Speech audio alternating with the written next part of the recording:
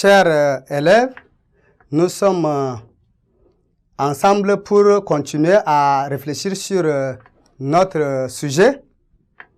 Et aujourd'hui, nous allons tirer déjà la conclusion. Nous avons déjà si haut que le droit peut appeler la violence, tout comme la violence peut aussi appeler le droit. Et maintenant, dans la conclusion, nous allons prendre une position. Est-il normal qu'un être raisonnable utilise la violence pour entrer dans son droit? Si l'homme fait confiance à la violence, qu'est-ce qu'on doit dire de sa raison? Ça sert à quoi? Son intelligence? Ça sert à quoi? Sa conscience? Point d'interrogation. La réponse est naturellement non.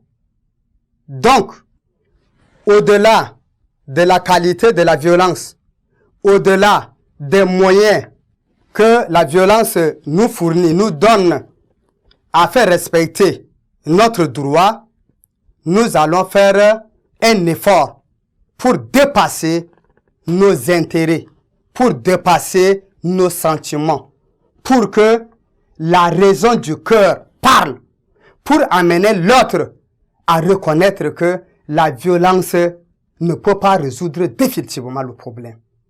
La violence, bien sûr, ça aide pour un temps à ce que ces droits soient respectés. Mais avec la violence, on ne peut pas régler entièrement le problème.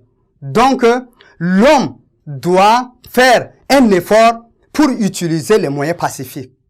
Le dialogue surtout. Quand il y a problème, on doit utiliser d'abord le dialogue. Le problème bien posé a toujours des solutions.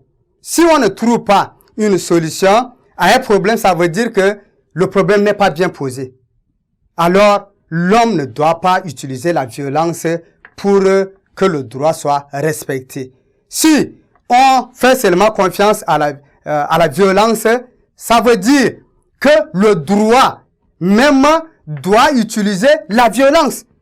Et le droit n'a pas sa raison, n'a pas sa place dans la société. Et ce qui est juste ne doit pas être violent.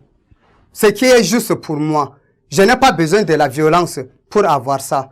Si je suis juste avec moi, je ne peux pas être violent. De manière que j'utilise les moyens pacifiques pour amener les autres à respecter mon droit. C'est avec la même manière que les autres aussi vont utiliser les moyens pacifiques pour que moi je puisse respecter leurs droits. Donc l'homme qui a tous les atouts possibles doit utiliser son intelligence et non la violence. Chers élèves, comme parenthèse pour vous permettre de continuer à rallonger votre réflexion, je vais vous proposer 2 thématiques. La première, dans quel cas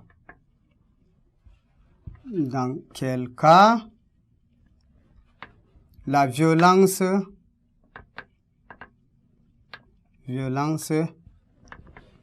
et le droit sont des amis.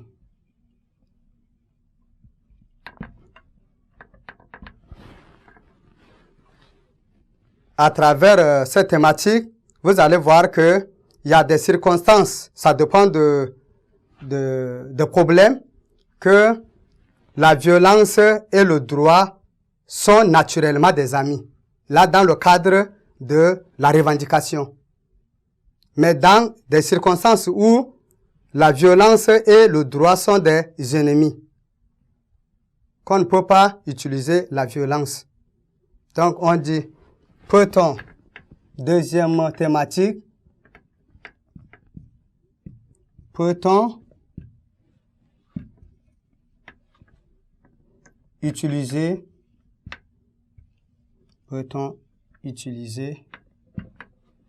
la violence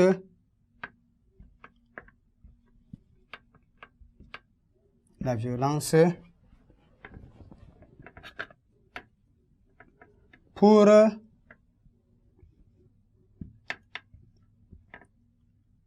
l'intérêt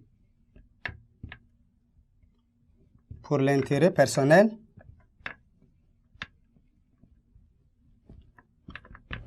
voilà. Cette violence-là, qui est ennemie maintenant au droit. Quand on utilise la violence pour la collectivité, pour l'intérêt de la société, elle est amie au droit.